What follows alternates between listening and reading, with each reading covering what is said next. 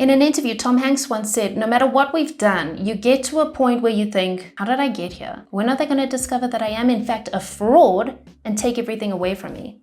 I feel you, Tom. I feel you hard. I often feel like I'm a fraud. Like somehow I've tricked my way into where I am in my career, or I've gotten here just by people being weirdly nice to me. And one day they're all going to realize that I don't know what the hell I'm doing, and it's all going to come crashing down around me. It's really great character building, you know, rounds out the personality. It's gotten worse the further I've gotten in my career, I guess, as the responsibilities and the expectations on you increase. The scarier it gets, the greater the fall seems. I've had quite a few people asking me to do a video on this being imposter syndrome. If you don't know what it is, look it up. I'm kidding, this whole video is literally about it. I will explain it to you. But I started the script in June of 2021 and it is now January of 2022.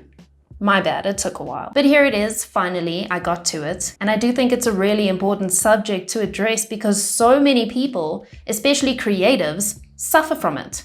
But also literally everybody else. Imposter syndrome is a feeling of doubting your abilities, feeling like you got to where you are either by being a fraud or mistake or just sheer dumb luck, like you don't deserve to be where you are. And that soon people are going to realize and it's all going to come crashing down. So many incredibly accomplished creative people that you probably look up to, have confessed to their feelings of imposter syndrome. I mean, freaking Maya Angelou has said, I have written 11 books and each time I think, uh-oh, they're gonna find out. Freaking Maya Angelou, guys, come on! I do all my own stunts. So on the bright side, if you're watching this video and you feel like you can relate, you're not alone. A lot of people are suffering right along with you, so yay us!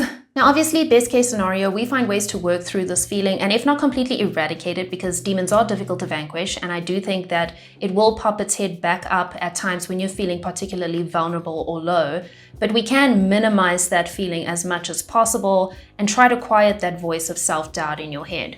For me, in some ways, there are some positives to the feeling because it did kind of push me and still pushes me to improve myself, because there are two options here. It's either get better and improve yourself so that you feel more confident, or you just give up completely and stop trying at all. So it's kind of a case of managing it and not letting it grow to a point where it's completely detrimental to your life. Imposter syndrome is so common that there are even experts on it, such as Valerie Young, who's found certain patterns in people who commonly experience imposter syndrome, like personality traits. There are perfectionists who set really high expectations of themselves, and if they don't meet all their goals perfectly, even if they achieve 99% of what they wanted to, that 1% that they didn't achieve leaves them feeling like a failure and incompetent. Then there are the experts who feel like they need to be an expert and know everything about something. They're the people who won't apply for a job unless they meet every single criteria to the T, and they won't speak up in a meeting or class because they're scared of being wrong and looking stupid. The natural genius is so used to being a natural genius that when they do struggle or have to work a little harder than usual to do something, they think it means they're stupid or not good enough,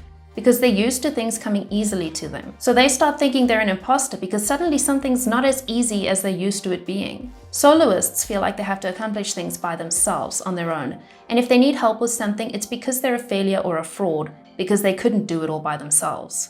Supermen or superwomen try to prove that they're not imposters, that they belong, by pushing themselves to work harder than the people around them. They feel like they have to succeed at everything they do, and if they don't, they start feeling like imposters and like they're not good enough.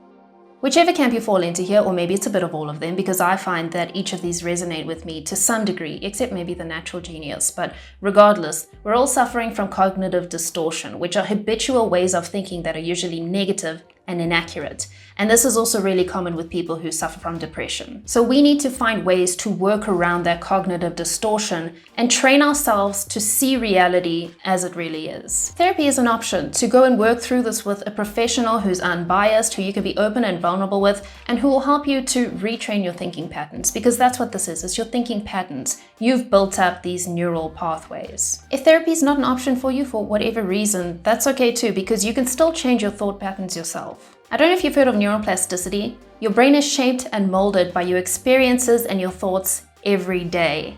It's pliable like plastic, and you can change your neural networks. This is in terms of habits, developing new skills, improving health, and changing your thought patterns so that you can have a happier and more positive general mindset. It's like walking down a path in a forest. If you take a path and you keep taking that path, you're making that path easier to travel and it becomes a habit. And As you keep taking that path, it gets clearer because you're treading down the grass, you're flattening the soil, and it becomes more pleasant to walk down that path more often because it gives you the least resistance. But in the meantime, you're neglecting all the other paths and they're getting overgrown, and eventually you stop taking those paths completely. It's the same with your brain and those negative thoughts of imposter syndrome, and any negative thoughts for that matter. It's not something that you want to be thinking, but the more you think them, the more of a habit it becomes to think them. And the positive thought processes start dying out because you're thinking negatively all the time, and it's become this habit, this default way of thinking. As soon as your brain starts to go down that negative track, you need to consciously redirect it to more positive pathways. As your brain starts to think about all the failures, all the what ifs, the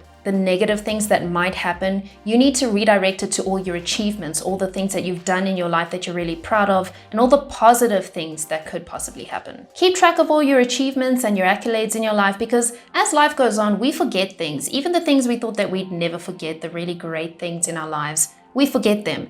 And the more we think negatively, the more those negative thoughts push out the positive thoughts. So keep track of your achievements and your accolades in a Google Sheet or in a notebook, or even print them out on some paper and stick them up on the wall so that you see them every day. And when those negative thoughts start to seep in, those thoughts of self-doubt, look at all your achievements and think back to all the hard work and the skills and determination that went into achieving those. Be honest with yourself about all the hard work that you put into that achievement and how deserving you were of that accolade. Whether it's completing a short film that it took you 2 years to develop, or writing and illustrating your own book, or if you put together a pitch at work that got you guys a really big client, whatever it is, keep a note of it and look back at it when you're feeling like an imposter. Because these are solid facts of things that you achieved. So when you tell yourself those lies of how your achievements are by mistake or just by luck, you're going to look back and you're going to remember all the hard work you put into achieving that thing, that it wasn't just luck. It was something that you deliberately worked on and did. It was hard work and determination and skill. Another thing you can do is to take those negative thoughts and that self-doubt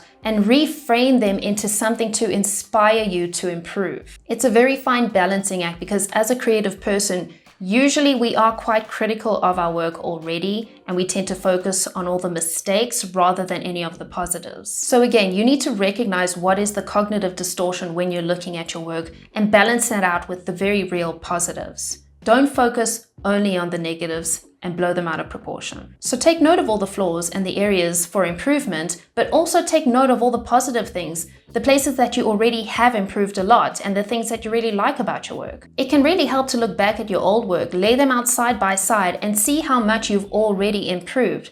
It can be quite inspiring to know that you yourself grew that much already, and you know that there's so much more potential for growth. You can see that you worked really hard on improving those certain aspects of your work, and you can be proud of that.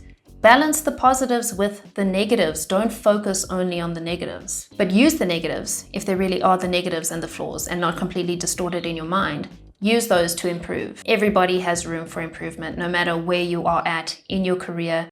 Everybody can improve. It doesn't mean that you're bad at what you do, or that you should give up, or that it's something that you shouldn't be doing as a career or even as a hobby. It just means that there's room for you to get better at it. The important thing with imposter syndrome is not to let it rule your life, because it is such a toxic mindset. I know that I say that you can look for some positives in it, like letting it inspire you to improve, but you can do that without imposter syndrome. You do not need imposter syndrome to inspire you to get better at what you're doing and improve your skills. It can grow if it's left unchecked, and it'll build up those negative pathways in your brain to a point where it can really hinder you quite seriously. I've sabotaged some really great opportunities because of my imposter syndrome. I felt like I wasn't good enough, like I was going to fail, so I rejected them. And I've heard the same thing from a lot of people. But when you really think about it, the people wanting to hire you, the people who interviewed you and saw your portfolio or your showreel, they've seen your capabilities and they think that you would be a good fit. Who are you to argue with them? Worst case scenario, you need a bit of training or support in your new role, but it's nothing that you can't learn, right? And you'll have the support of your new colleagues to help you grow into that role. Realistically, you can't fail completely because you've gotten this far in your career already. You have that basis of knowledge and expertise. That is reality. That's a fact. And if you're at the point where you haven't been offered an opportunity or a job, but you've seen a job description and you check off 8 out of 10 things on that list, just do the interview. Try for it. The worst that can happen is that they don't call you back. I know that it's difficult to change the way you see yourself and to change your thought patterns because it's something that you've been comfortable with, it's something that you know, and you've already grown these negative pathways in your brain. And it's difficult to trust your own abilities and skills because you have a direct doorway into all your weaknesses, into all your darkest corners and all the things you can't do. So it's very easy to focus on those things.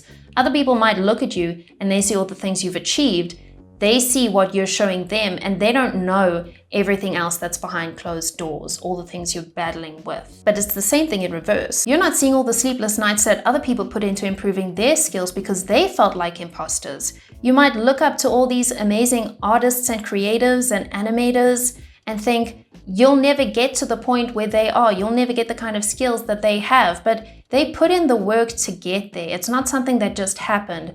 And they probably at some point in their life felt like a fraud too. We don't see the struggles that other people are not showing us because they're personal struggles. And you're not alone in your struggle. Stop the negative thought processes before they get too far. Make a conscious decision to redirect your thoughts to more positive things. Start believing in yourself. And if there are areas for improvement, like everybody has, not just you, improve on them. Help yourself to gain more confidence by becoming better. But don't start feeling like you should give up because maybe your progress isn't as fast as you'd like it to be. Everybody has stuff that they need to work on and improve. But you've also achieved a lot in your life already. So take those positives and focus on them. Don't focus on the negatives because you're just building up those pathways. It'll get easier with time as you start thinking more positively. It'll become your default setting and it won't be so difficult to do, and you'll start believing more in yourself. Thank you as always to my patrons. You guys are the GOAT.